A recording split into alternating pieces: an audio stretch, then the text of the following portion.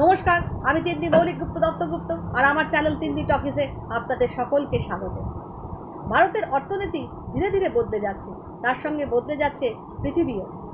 ভারতের প্রভাবশালী সংবাদপত্র দ্য ইকোনমিস্টে প্রকাশিত এক প্রতিবেদনে জানা যায় যে ভারতের প্রাক্তন প্রধানমন্ত্রী জওহরলাল নেহেরুর পরে ভারতের সবচেয়ে গুরুত্বপূর্ণ প্রধানমন্ত্রী হলেন নরেন্দ্র মোদী।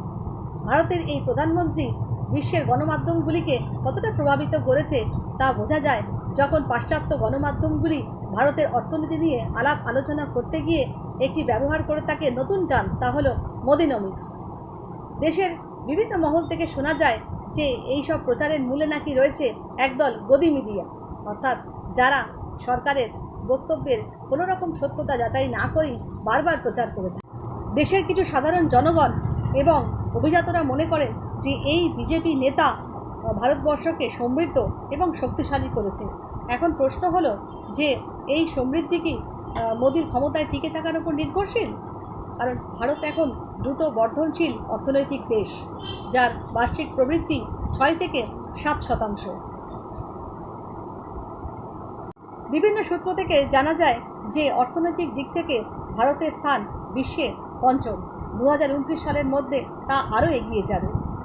পুঁজিবাজারের দিক থেকেও কিন্তু ভারতে একটা গুরুত্বপূর্ণ ভূমিকা রয়েছে।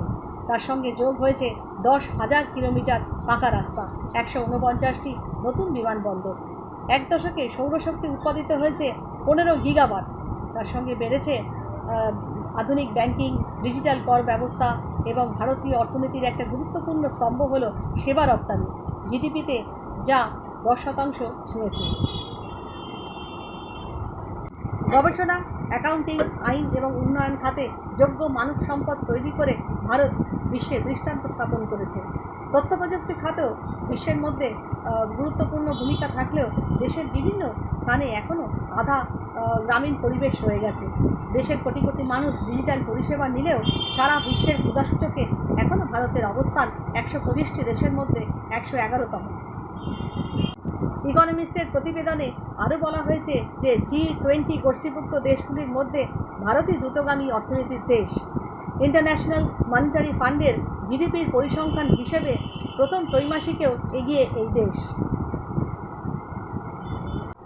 দেশ সাম্প্রতিককালে যে গতিতে এগোচ্ছে, দরজায় কড়া নাড়ছে 5G পরিষেবা। CNBC রিপোর্টে জানা যায় যে 2013 সালে যেখানে অর্থনীতি ছিল $1,85,700 কোটি, তা এক দশকে বেড়ে হয়েছে $4,11,200 কোটি। কোনো বিশেষজ্ঞের মতে মোদির ভারতের সবথেকে বড় চ্যালেঞ্জ হলো বর্ণবৈষম্য, দারিদ্রতা দূরীকরণ, বেকার সমস্যা। কোভিড পরবর্তী যুগে আমাদের রাজ্য সরকার রাজ্যের অর্থনৈতিক বিপদ কাটিয়ে উঠতে বিভিন্ন অর্থনীতিবিদদের সাহায্য নিয়েছিলেন, যেমন অভিজিৎ বিনায়ক বন্দ্যোপাধ্যায়, জিষ্ণু দাসের মতো দিকপালদের কাছে। আচ্ছা দিন বা ভালো সময় আসা নিয়ে খুবই নিশ্চিন্তে ছিলেন মোদী সরকার। তাই আগামী দিনে কি আমরা দেখব যে বিদেশি বিনিয়োগ টানতে এবং নতুন কর্মসংস্থান ঘটাতে কোনো ইতিবাচক পদক্ষেপ?